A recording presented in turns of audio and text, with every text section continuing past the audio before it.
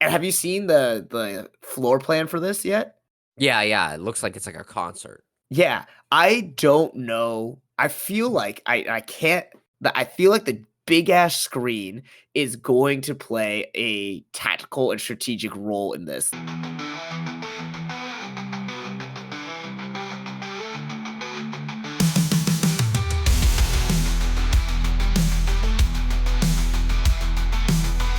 All right, welcome to another episode of Two Fight Fans, where we talk about all things in combat sports. I'm one fight fan, Colin. And I'm the other Stuart. All right, so we had UFC Fight Night and a title fight in boxing this weekend. So, Stu, where do you want to start? Because I know you're very excited about the main event for both of these cards. Yeah, well, let's talk about. Let's get it out of the way. My bet was wrong in the UFC, even though Colin didn't know anyone or anything and made random picks. It just goes to show I'm a donkey brain, and you just have a better chance of flipping a coin and guessing correctly than I do. Or maybe it's MMA itself is donkey brains. It doesn't need all this. Huh? Oh, that's the lesson we all should take. That this is a dumb sport and that we shouldn't. No. So what did you watch of the UFC card this weekend? I watched from Vera and Figgy onward. Oh, so you didn't even watch your boy Yoel Cruz or Yoel Alvarez? Yeah. Nope. Went against Nope. Elvis Brenner. Damn. No, because it started, like you said, way earlier, which again, Yeah. these like in Europe, in Asia cards should. So but yeah, so I didn't get home until the last few fights. All right. Yeah, the Elvis Brenner Yoel Alvarez fight was good. Yoel Alvarez, very good. Yoel Alvarez, is that right? Am I saying that correctly? Yes. Yeah, good fight. Surprising that he knocked out Elvis Brenner on the feet. Yeah. But very, very, very good. The Guram Kutateladze fight was good. I watched that one on replay. It was a tougher fight than I thought it would be for Guram, but like some really cool striking, some really cool back taking in that one. Okay. Guram at one point is goes to like almost like a front flip over, not front flip, like a somersault. Oh yeah, over. yeah. Yeah, it's a pretty phenomenal back take. Yeah, dude, lightweight to where it's at. It's got some good guys.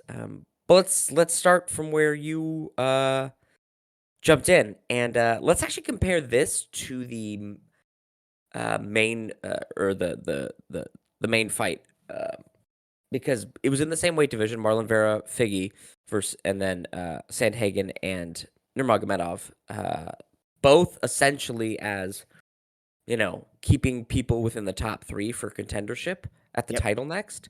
And I thought these were very, very different fights.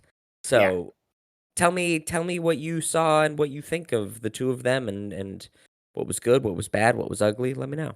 All right. Well, let's start with Marlon Vera versus Davison Figueiredo, and it was exactly like you said. Like Marlon Vera needs multiple rounds. He's a very slow start to fight, and that's actually was a theme for this night because Marlon Vera just could not really get things going, and that knockdown in the first round, second round, whatever it was. Third. Was it third? Round. Yeah. Oh, it was third. It was the first time that Marlon Vera ever been knocked down. Yeah, I mean, crazy because that guy's got an iron chin. Yeah, I think that the accumulated punishment that he took against Sean O'Malley. Everyone's going to say that Figgy was the one that cracked his chin, but I think it's just the amount of damage he took in that Sean O'Malley fight, especially that huge knee to the face. Right. It softened up. It kind of gooified the chin a little bit to make it easier for Figgy to crack him. Yeah, and it was definitely what you called. Like he just could not get any momentum going, and he would need a big knockout at the end or a sub to win. But Figueiredo was just too dynamic for him. So, and like you said, it could have turned into like kind of a snooze fest, and at times I thought it was going down that route. But I mean, for what did we say? Figure it's 36. Like it was a pretty Yep. good showing from him. I think. Does he have what it takes to like if he were to go up against Corey Sandhagen or Umar Nurmagomedov, could he repeat that performance? I'm not too sure. Can he rival against Sean O'Malley? I don't know. I mean, this is one of those things where kind of like we talked about with Leon Edwards. Like what grade of fighting will he bring to the fight that night? Like if he's on his A game, then yeah, he could do well, but that's kind of slips in and out way too often. Yeah, and like especially compared to Corey Sandhagen, the two things I noticed in this fight that kind of gave me pause about like getting excited for them as either one of them as a title challenger again. I mean, we already saw what Cheeto looks like as a title challenger, and it's a heavy bag for 5 rounds. Like he doesn't look great. And he fought Corey Sandhagen as well, and Corey Sandhagen just outworked him consistently. Um, but especially compared to the Umar fight or the Umar Sandhagen fight, what I noticed is that in this fight, one, I thought like, but Cheeto probably had the same hand speed and foot speed as the two guys in the main card fight. Mhm. But he just, like you said, like he wouldn't throw first, and so Figgy would often beat him to the punch despite having slower hand speed. And so it was one of those things where I was like, Figgy's not actually that fast for an elite 135er or 135 pounder, but like this it Cheeto could have if he just decided like I'm going to throw first, because it seemed like he was waiting on and then be like, and then I will throw. And then by the time he would do that, Figgy'd be like, I've already run to the other side of the cage. You can't get me. Yeah, and both of them threw. Every single strike was like full power, clenching their teeth, throwing when they threw. Yeah, yeah, There was no variation in speed. There was no variation in intensity. And so by the end, like Figgy was breathing heavily out of his mouth. And again, yeah, Marlon just hadn't even gotten started. So even though he wasn't gassed, it was like, bro, you just didn't throw enough to do anything. Mhm. So when I see that, I go, hey, can Sean O'Malley evade Iggy or Figgy's stuff and then like pepper him with shots and beat him to the punch if he's not throwing full power and so that he doesn't gas as quickly? I think so, because you kind of like what you see is what you get with Figgy and Cheeto. It's just Yeah. like every punch is exactly what it is. There's like almost no feinting from either guy either. Mhm. Figgy was like faking the shot to get like Cheeto to react, and then he would like crack him, but that would be like one feint, and then that was it. There was nothing else. They just like would stand in front of each other and be like, "Hey, who's gonna punch first and try to be the fastest?" Mhm. Which was not the case in the Nurmagomedov Corey Sandhagen fight. Um, so I don't know, like it'd be cool. Like I'd love to see Figgy go up and maybe fight like Piotr Jan or like one other person, maybe even fight Corey Sandhagen again. Like that'd be, I think, a good bounce back fight for I Corey. It would was be to I was fight. thinking that, yeah. Yeah, that sounds good. Cheeto just like isn't. He's just not. I don't know if he ever will be like title ready for that division. Um, Yeah. he just doesn't have the right. You just gotta like do more. It's such a like a lame thing to say, but like you, it's really hard over 5 rounds to just stand there and hope that one big shot is gonna present itself, especially at a high level. Yeah. Yeah.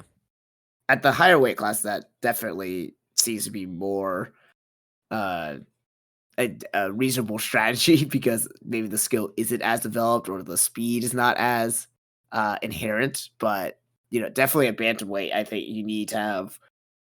I mean, having that is good, but you need to have more in your toolbox to be successful or to be championship worthy.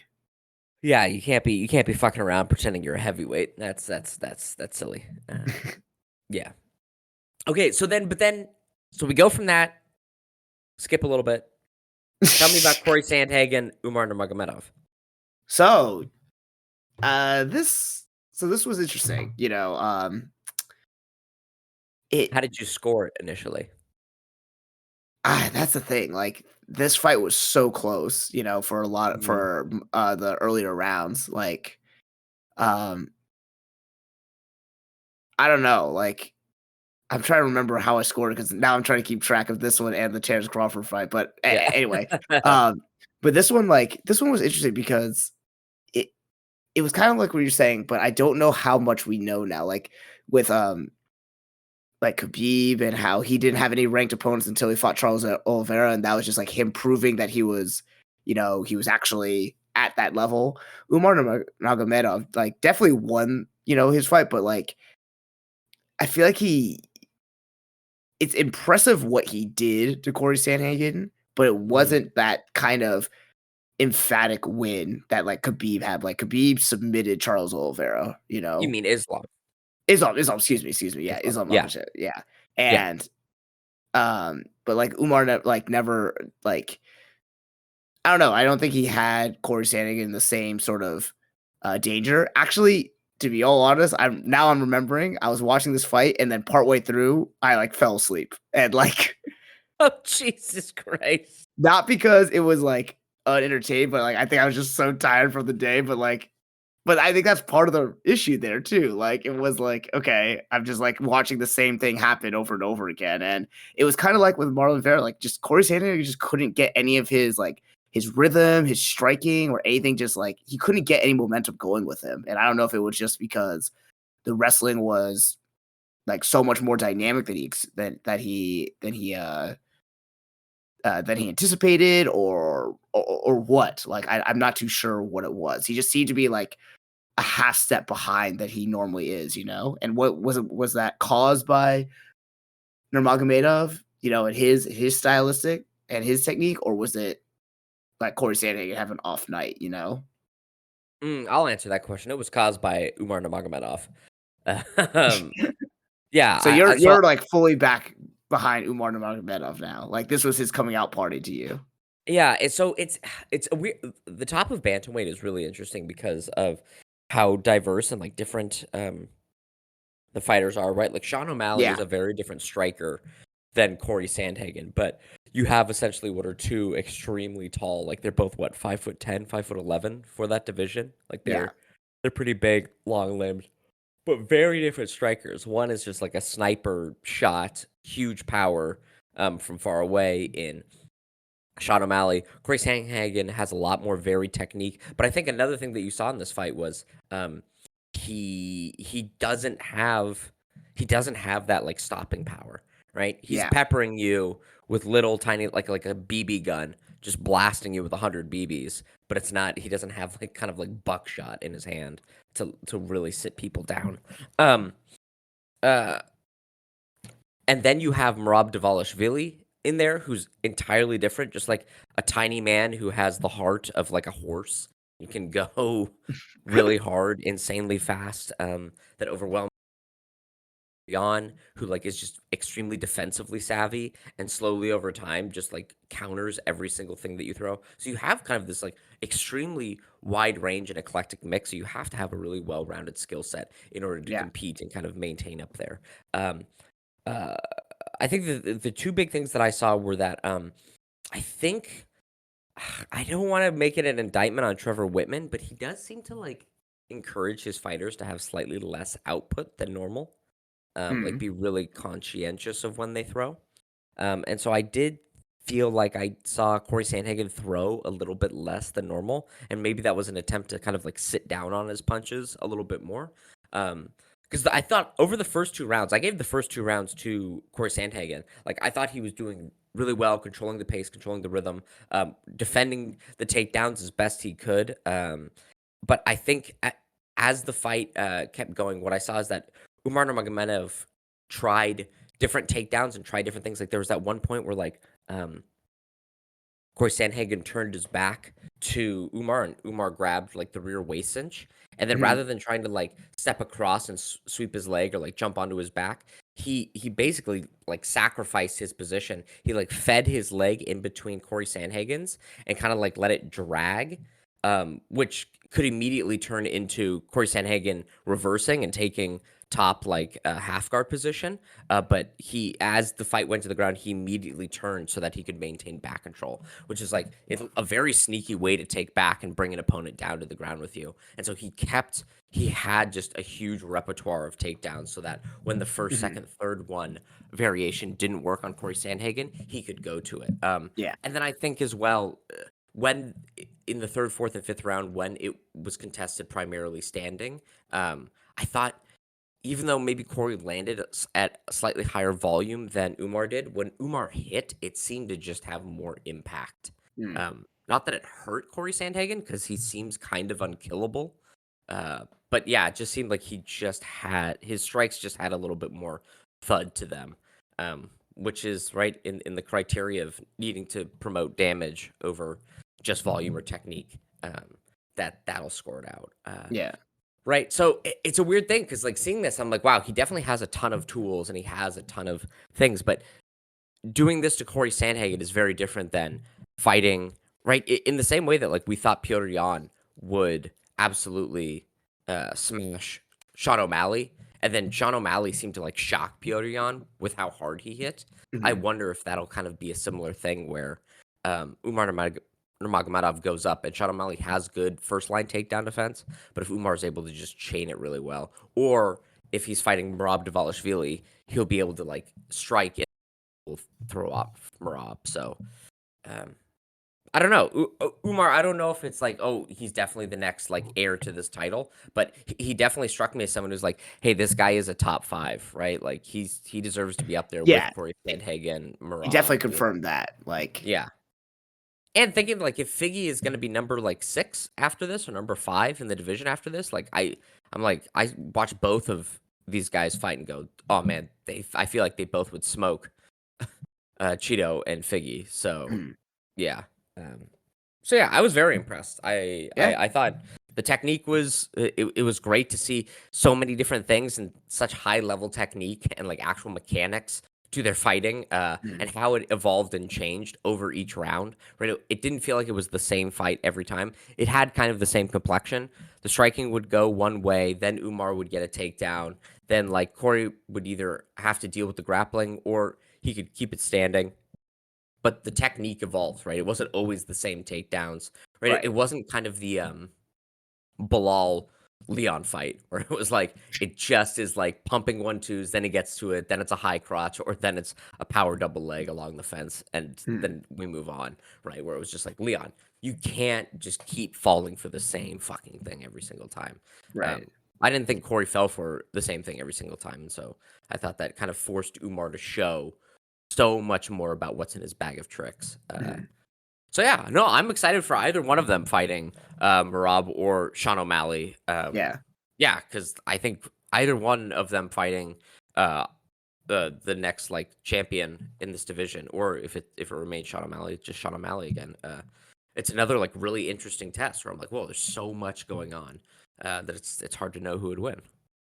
All right, I got 2 questions for you on this then. Mm, We've said before that potentially the way to beat Sean O'Malley is with grappling, because mhm. his striking is so dynamic and he hasn't really proven himself off of his back, or the disparity in his skill set is significant. Like even if he was so good on the ground, like Mm-hmm. his striking is that much better, so you would still stand a better shot there. So Yeah. who do you think which wrestling style poses a bigger threat to Sean O'Malley? Merab Dvalishvili's just unrelenting pressure and cardio of like, yeah, like you said, of a workhorse, Yeah. or Umar Nurmagomedov's like chaining and skill with the takedowns. God, I don't know. This kind of feels like a gotcha question because Umar is more defensively responsible in the first round Okay, and okay. doesn't get hit on the chin as much. We've seen Marab in multiple fights come out and lose the first round. Like he got nearly knocked out by Marlon Vera. He got like he got tagged really badly, I think, in the first round of their fight. Is that right? He fought Henry Cejudo? Yeah, yeah. Uh Henry Cejudo in their fight. And so since Sean O'Malley has so much more like dynamite in his hands than either one Mhm. of those guys. It feels like it's like I mean we'll get to the sphere card later, but like Sean O'Malley versus Merab Dvalishvili feels like it's probably gonna go one of two ways. It's gonna be Merab gets like sniped in the first round, just like 360 no scope headshot, or it's gonna get to the second, and if it makes it to the second, Merab will have like started to move downhill, and it's Ah, just going to snowball. You know, okay, okay. and dude, I think like once the thing starts to snowball with Marab, Piotr Jan couldn't stop it. Henry Cejudo, an Olympic wrestler. Like, he was being put in really bad positions, and, like, you could almost see not panic in his face, but, like, "Holy shit, how do I get this guy off me?" Right? Mhm. Like, so I think it's one of those things. I think Marab's wrestling style is the worst thing that it could be for anyone in this division.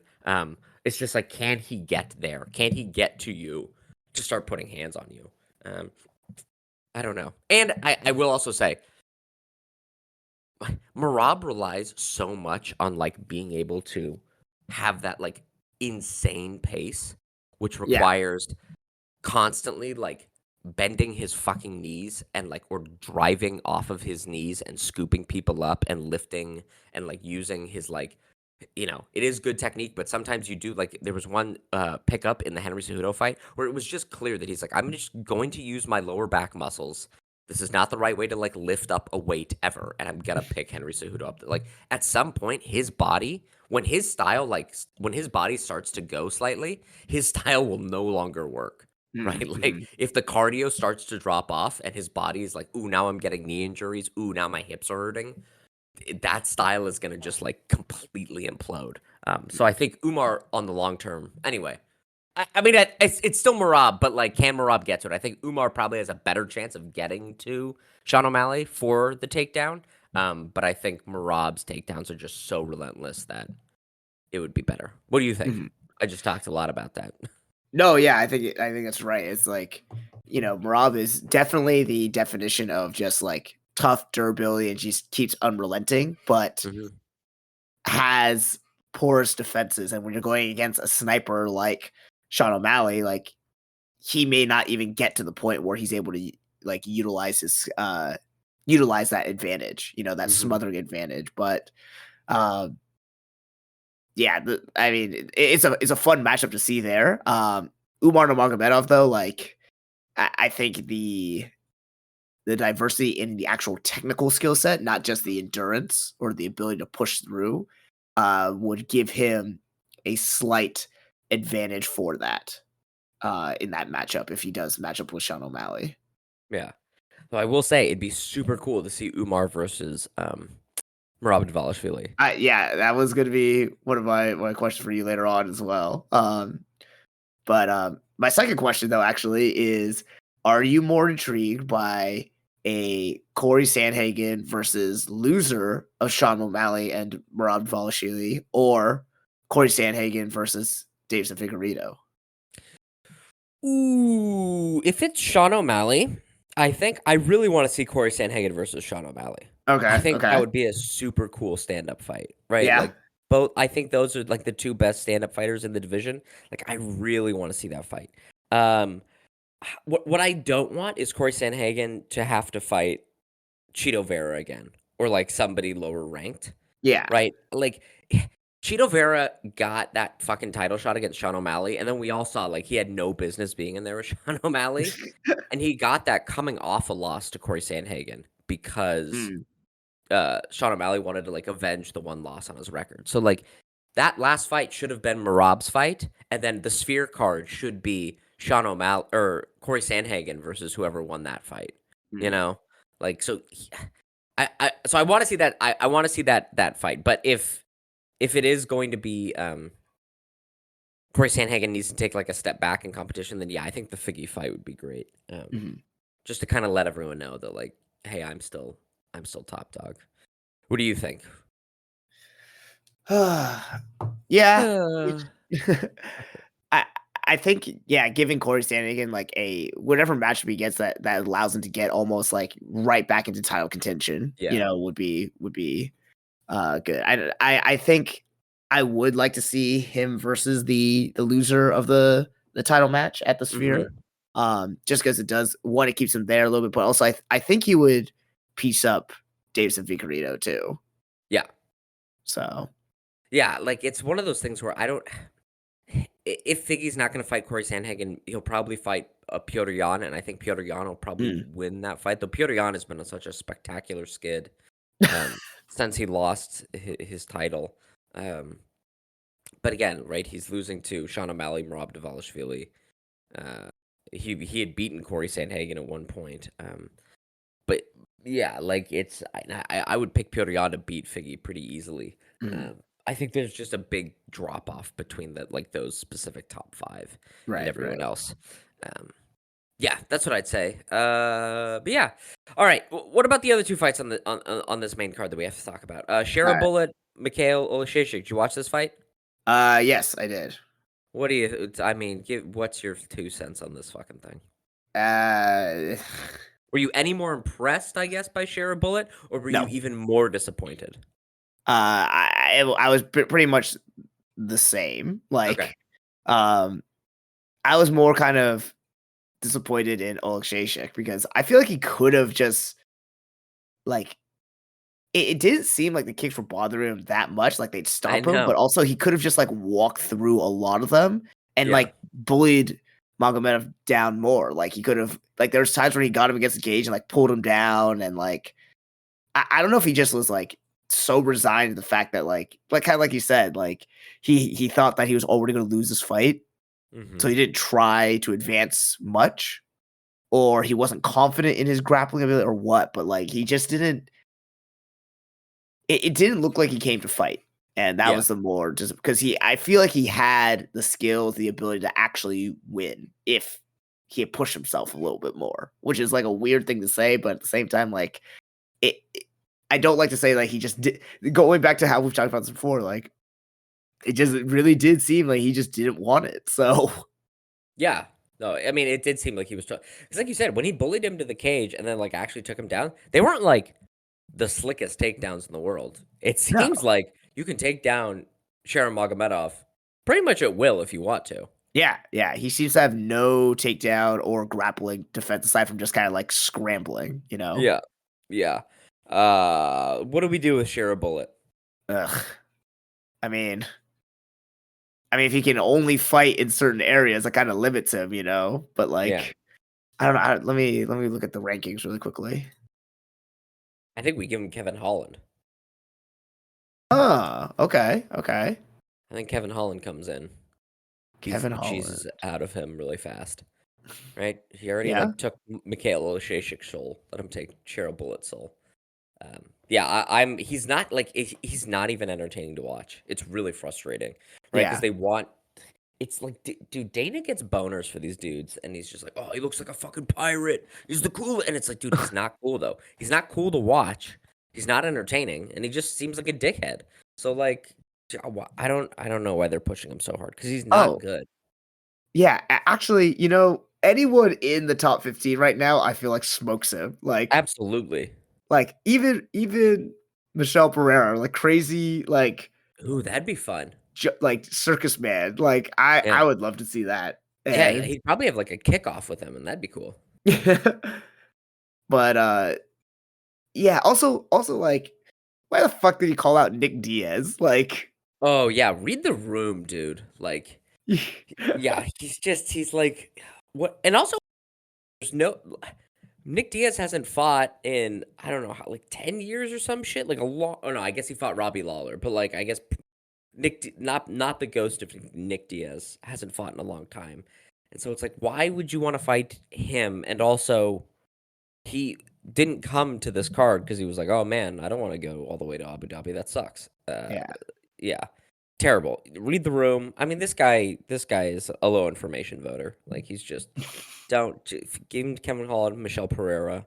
Like let's get this. No, this guy is not good. Yeah, Yeah. don't like it. Bad. Um, the Glue Factory fight turned out okay though, right? Like it turned out all right. I mean, it kind of ended the way that we both hoped, like just Yeah. like not too much damage, just a submission loss, like pretty early, like Yeah, and man, both of them are so shot. Like the speed that they were moving at, and just I mean, Tony Ferguson got taken down so easily and yeah. got his back taken so easily. It was like, geez, Louise. And man, his post fight speech was rough to watch. I did not his weird pregnant pause, like hoping that I guess the crowd would really cheer him on, and then it was like a pretty muted response, and then him being Yeah. like, "I'm gonna keep one of these. I'm only gonna drop one in the ring, and then I'm gonna keep one." And then apparently, right afterwards, backstage, he's like, "Oh no, I'm not done yet. Like, Yeah, he I'm just yeah. yeah." It's like, fucking hell, man. Like, That was yeah, he didn't take any damage, but dude, the ease with which um Michael Chiesa just like took him down and was like, "And I choke you out." Like that was yeah, not good. I'm glad Nick Diaz wasn't on this card either, because that it would have been too depressing to have to watch. But I guess maybe that would have kept Shara Bullet off the card, so you know, it's kind of a lose-lose either way. Mhm. Yeah. And then the last fight, Mackenzie Dern, Lupe Godinez. Did you watch this one? Nope. Yep, it was not good.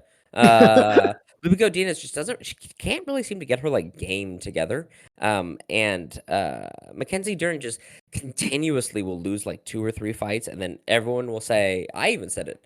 Like this is the fight to see if like does she remain in the top 10, and then she somehow pulls it out, and it's not like usually like at least with this fight, it looked like Lupe Godinez just like wasn't in it, like her head wasn't focused because it Mhm. wasn't. Oh wow, look at Mackenzie Dern, look at all this improvement. It was like oh, all the things that Mackenzie Dern does, she did, and like you kind of fell for it a few times.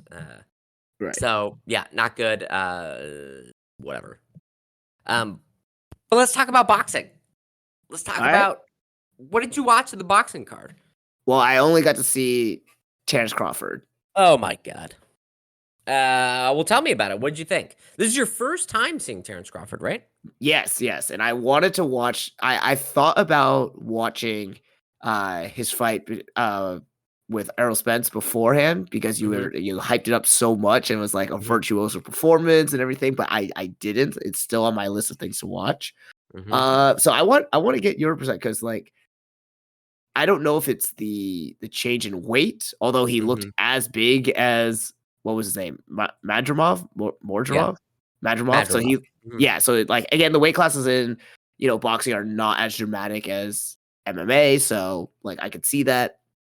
But yeah, it was it seemed like, and the announcers were also saying, the commentators were saying that Terrence Crawford tends to have a bit of a slower start because he likes to get his reads and then he counter Yep. punches. Um, but it just seemed like Madrimov was either really game, it was a much stiffer challenge than Terrence Crawford expected, Mhm. or maybe I just fell into the hype of, Terrence Crawford having like gone 11 fights without, winning 11 fights that all went to knockouts or Mhm. technical knockouts. Yeah, I don't know. And this just happens to be the guy that broke that record. So, his technique was pretty slick, but I think I was more impressed with Madrimov, who was no name to me, and Yeah. and seemed to like hold his own fairly well. He didn't seem to be like so severely overmatched or outclassed like I kind of expected. Yeah. I honestly kind of expected a one-sided beatdown. Yeah. Yeah. I think it's kind of a weird thing because when Terrence Crawford fought Errol Spence to unify his second division, which again, only two men have ever unified two divisions. No one's ever unified three. Mhm, It was expected to be, I guess, kind more like this fight, an extremely competitive back and forth affair. And so that when uh, Crawford came out and just started whooping ass from like round two to the very end of the fight, it was pretty stunning. And yeah, and so then I think coming off of that, where everyone had these like expectations of, wow, the Errol Spence fight's going to be really hard. This is going to be like a real chess match. And then it turned out to be a one sided beating. The moving mhm, up in the weight division to someone who wasn't as big of a star and someone who only holds one of the four belts at this division, it was kind of expected like, hey, Terrence Crawford is going to like ascend and show this. I still think Terrence Crawford, probably looking at the well now three other champions, but looking at the four champions at this weight division, which I think is better than the super middleweight where um, Canelo has his belt at the moment.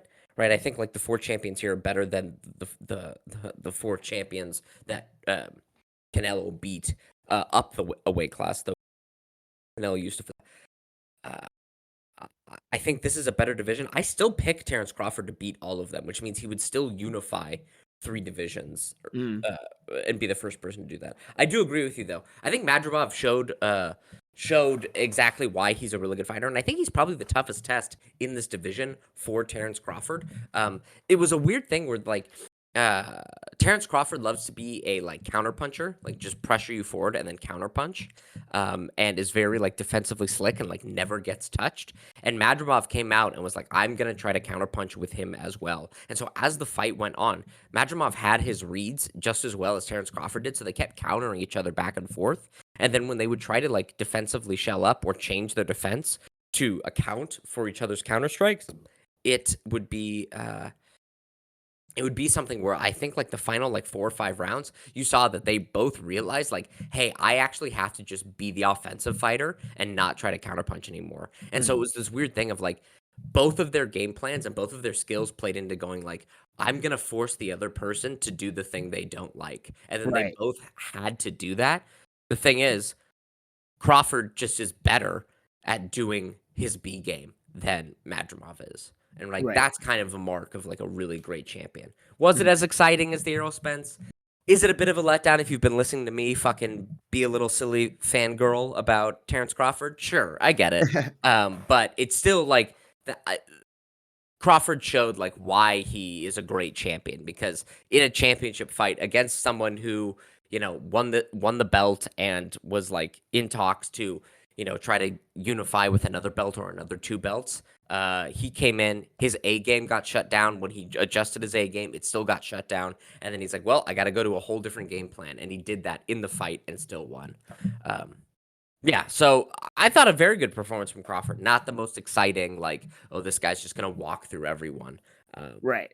but it made me like go, oh, I could probably see him beating the other champions in this weight division.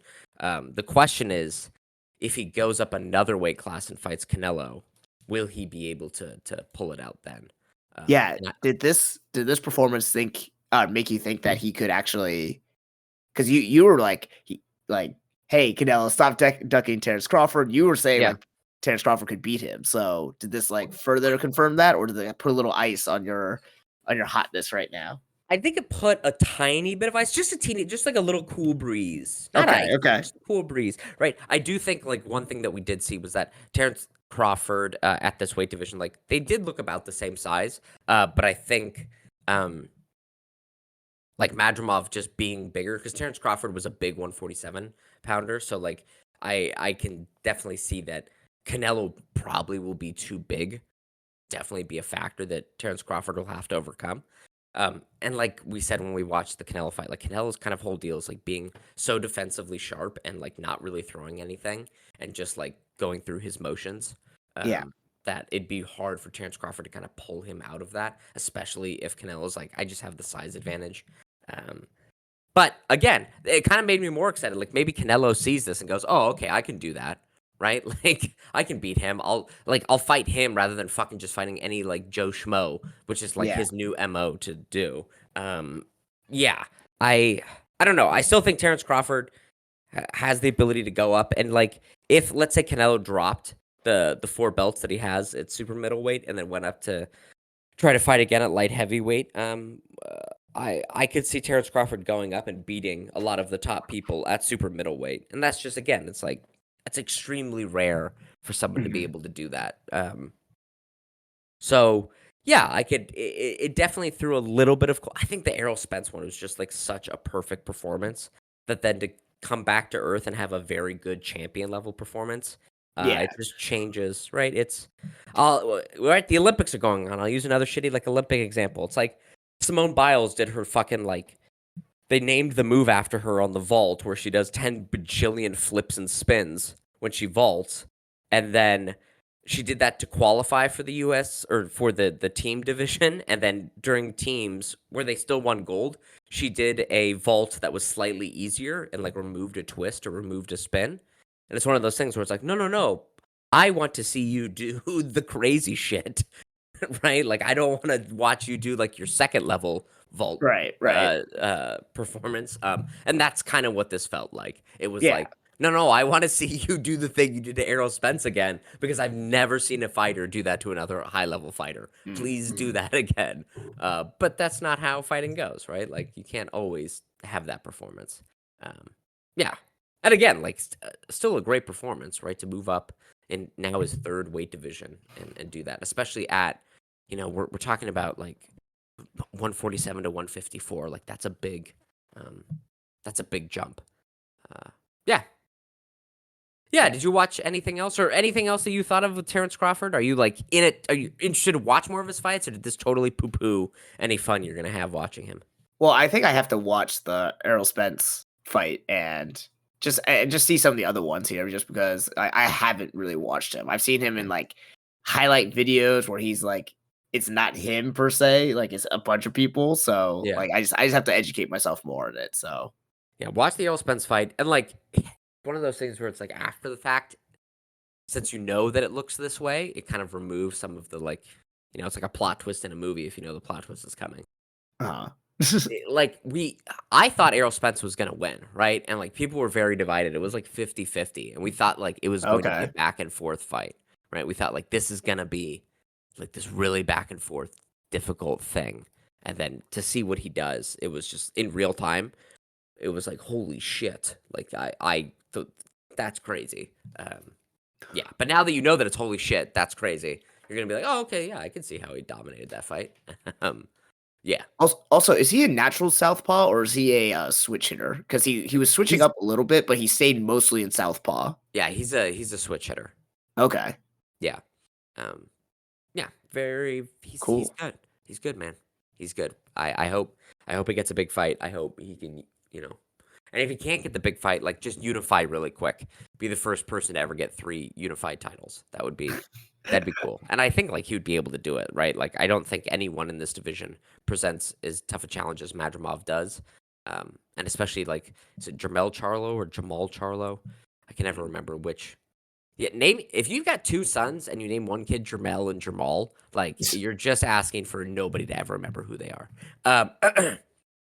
Whichever of the Charlo brothers has a belt in this division, who like he's kind of the big celebrity in this division, and he went up in weight to fight Canelo and lost to Canelo. Mm.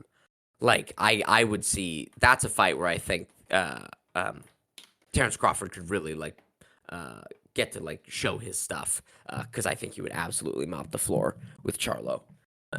Yeah. Mhm. Anyway,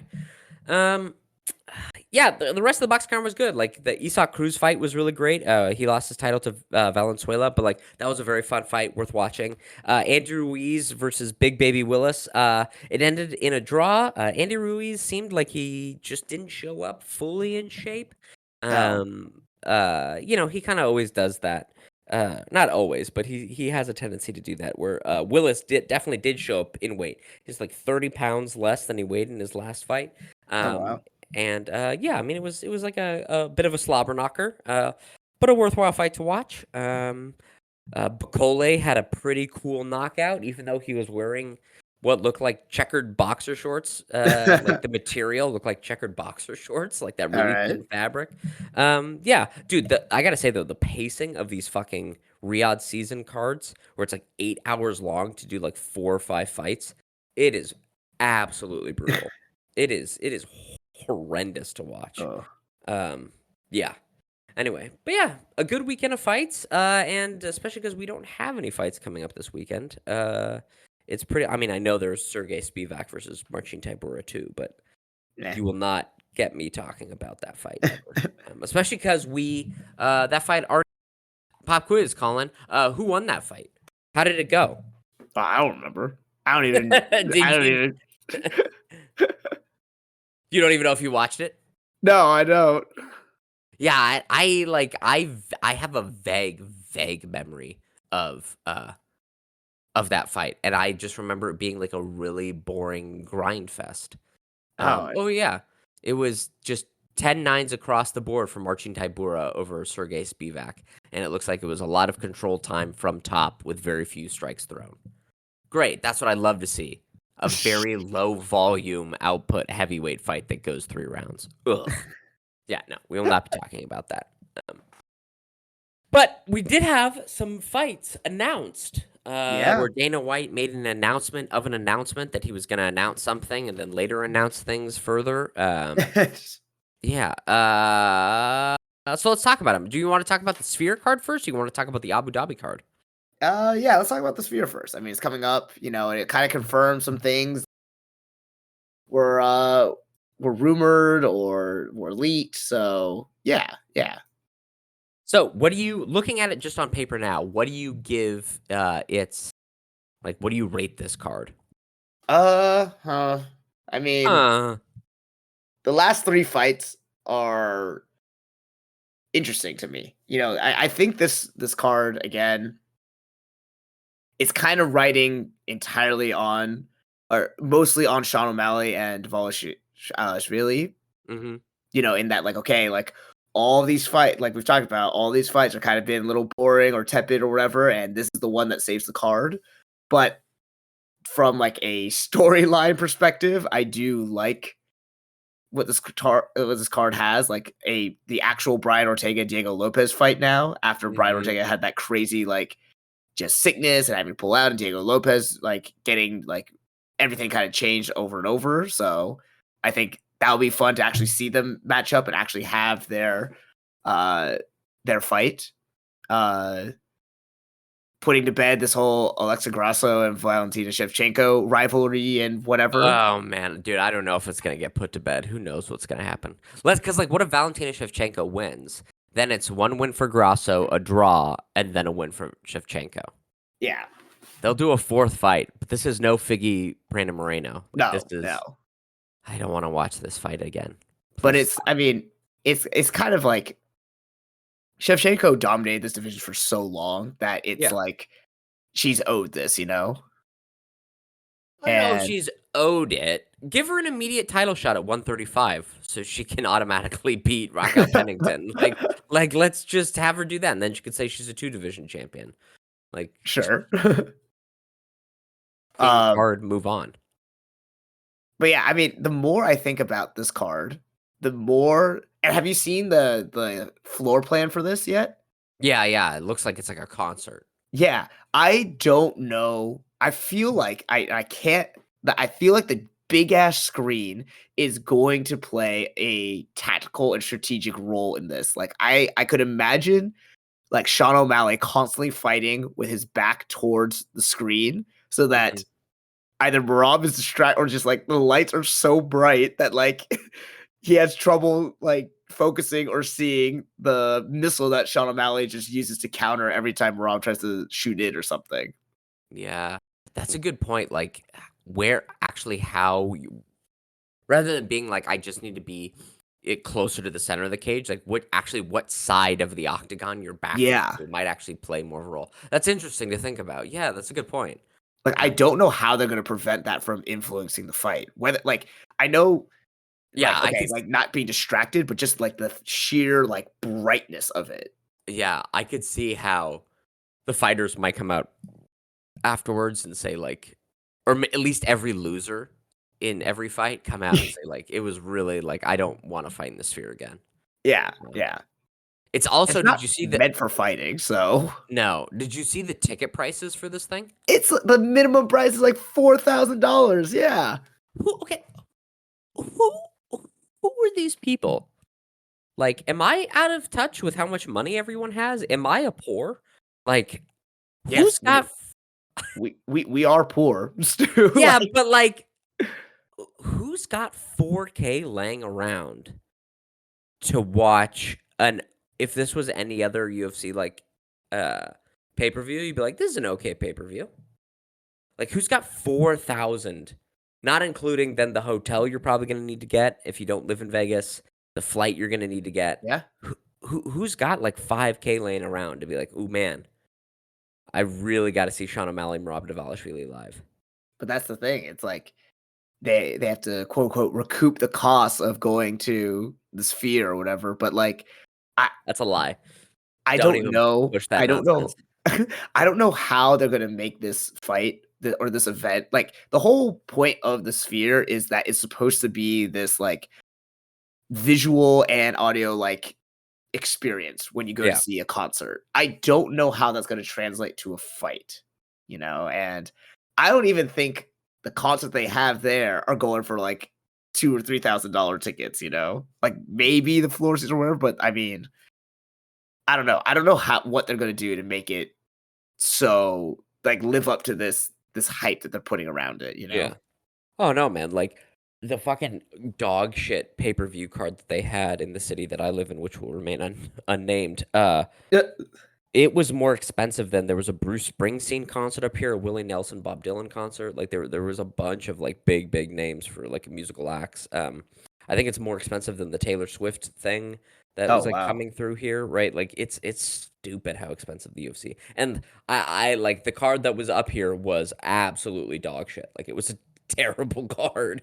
So it was still more expensive than any of those big musical acts. So Right. yeah, I don't know. I also wonder like how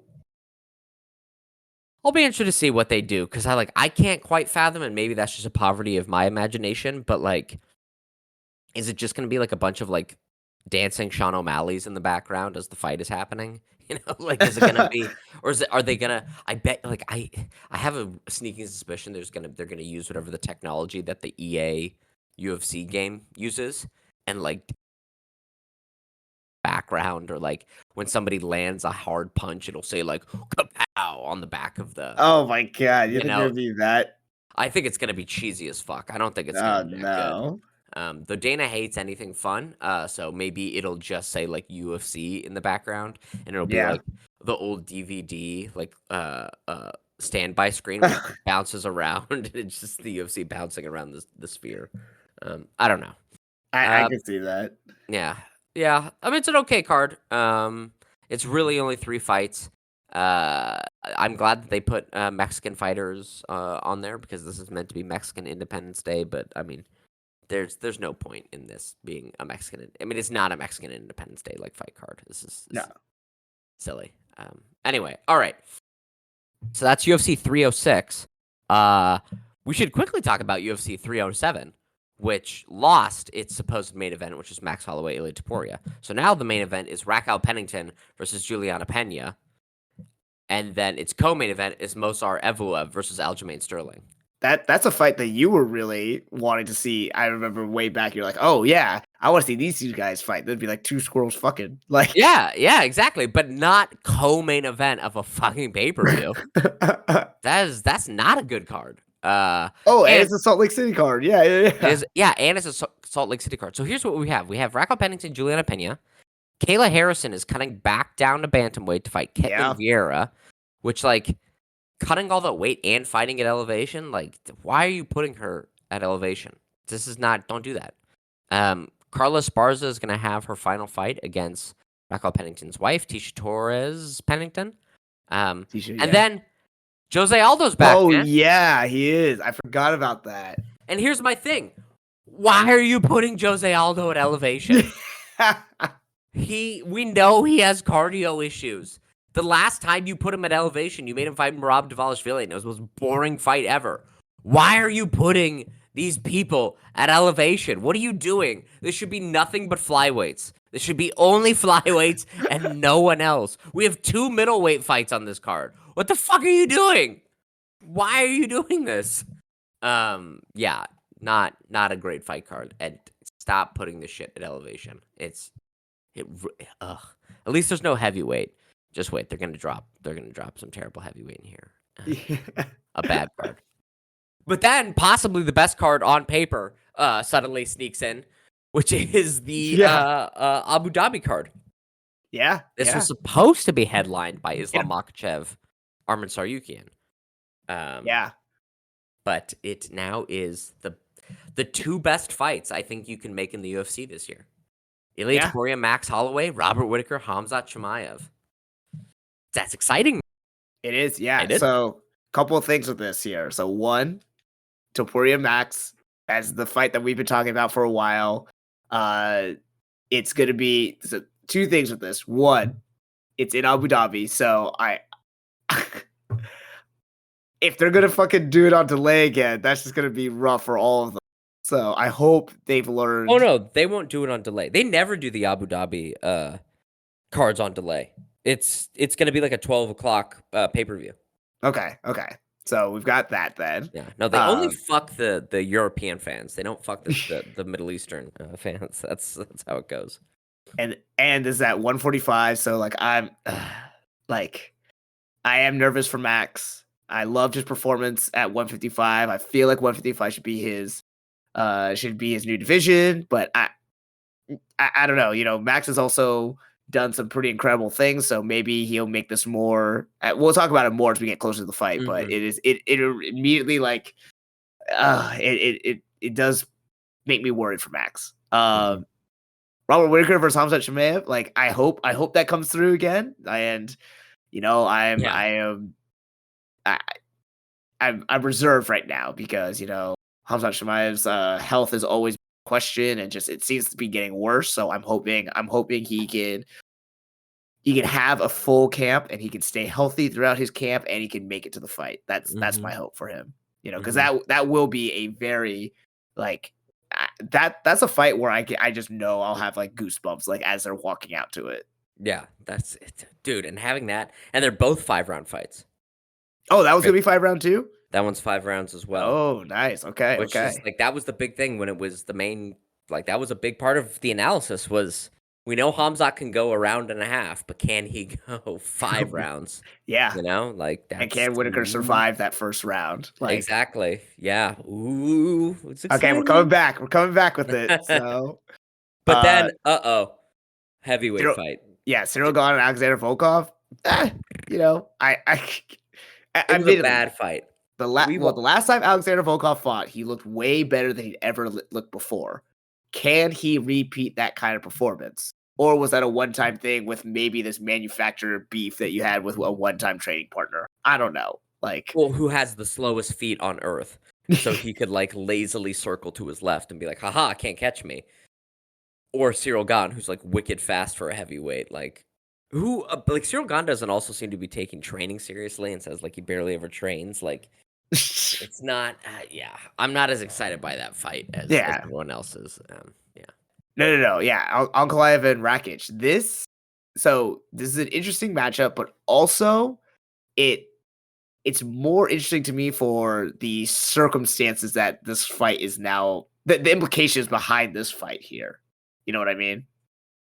You said the word implications, and I'm afraid I'm in danger. Please explain. What do you mean the implications?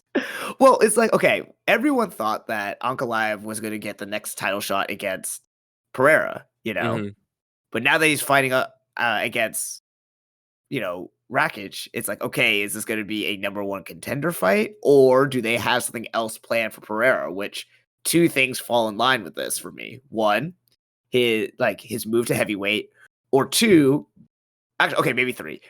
Two, the fallout from the Izzy DDP fight. If Izzy wins, he decides to move up, or even if Izzy loses and decides to move up instead, to have that kind of that I guess trilogy in MMA. Or did the UFC recently sign the one kickboxer who has beaten Alex Pereira like a couple times already? Yes, they have. I don't remember his name, but he's been calling out Alex Pereira now. So, so you have this like kind of weird situation. Alex Pereira can kind of go wherever he wants or fight whoever he wants, but maybe not at light heavyweight anymore. I don't know. It's like this kind of weird. It has the smell of like what they've been doing with heavyweight, where it's like, hey, we're going to like kind of set up future fights, but not have them. And we're only going to do these like specific fights that we want for the championship. Now that sounds fun and exciting. I'm going to throw a little bit of cold water on it. Oh, I'm not saying that's a good thing. Yeah. Because I feel like it should have been Ankalaev and Pereira. Yeah, I know. But I think what the implication that I'm hearing is that possibly Pereira will be fighting at heavyweight, fun and exciting, or they're going to bring in this kickboxer and then we're going to have like, ooh, cool beef. Yeah. I think why Ankalaev is fighting in another fight rather than just getting the title shot is twofold. One, he can't fight outside of... what? He is also one of those guys who can't do that? Yeah, a ton of these Russian fighters cannot. Yeah. So he can't fight, right? He has to fight basically on a Saudi Arabia or Abu Dhabi card, unless they go to Russia. Okay. Because he can't fight in Europe, he can't fight in Australia, can't fight in North America. Okay. So, I mean, maybe he can fight in Brazil. I don't know. But, right, they want him to fight on these Abu Dhabi cards. So it's like one of these things where they're just going to slot him in on the Abu Dhabi card, which means if he's going to fight Pereira, Pereira has to be ready, and that would definitely be the headlining fight, be Ankalaev versus Pereira. Pereira just fought on a short notice fight and says he needs time to recover Yeah. because of the broken toes, and so he couldn't come back till December. He's fucking So playing around with Mark Zuckerberg all fucking weekend. I know, dude, just playing it, dude. Mark, what? Stop. I get it. Like you want Mark Zuckerberg to give you money, but like stop playing touch butt with him. Like everyone, like just don't talk to our evil overlords. Like, don't try to make them seem cool. Don't be a part of their PR program. Anyway, so I think really what's happening is just like Ankalaev is a draw, and Abu Dhabi and Saudi Arabia wants him on their cards, and the only way that he's getting a title shot is having timing line up between him and Pereira. And it just doesn't, because Pereira has to routinely come in and save cards because people fall out. And so I don't think that it's like they're saving Pereira for anything, or that there's any kind of like, ooh, maybe this implies he's going to fight Tom Aspinall or John Jones or some other like random big sexy fight. I think it's just simply like timing, and Ankalaev can't fight like basically anywhere else other than the 3 or 4 Middle Eastern cards they have. Yeah. So that's kind of where it's at. Yeah. But a good fight card. It's exciting. And it's not an elevation. Apparently, Ilia Topuria and Max Holloway's camp they were preparing for the like August 6th or August 8th or October, sorry, fight card, the 307. And they were both, their camps apparently reportedly very happy that now they are not fighting at elevation in Salt Lake City. Much happier to fight in Abu Dhabi. So, yeah. Good fight cards coming up. There's a lot of slop in between. We got a lot of fight nights in between that have some slop in there, but a couple of cool fights, which we'll talk about more. And then nothing really on the horizon for boxing until October, when we finally get the Bivol Beterbiev match. But yeah, that's that. I will watch Rocky and Roadhouse, and we'll talk about them next time. One of them is very good. One of them is not very good. I haven't seen the other one, but I'm going to assume it's not very good. Yeah. All right. Well, this has been Two Fight Fans. I'm one fight fan, Stuart. I'm the other Colin. And join us next time. We'll talk about movies, because you got to do something else other than just watch shirtless men fight. Bye. Bye.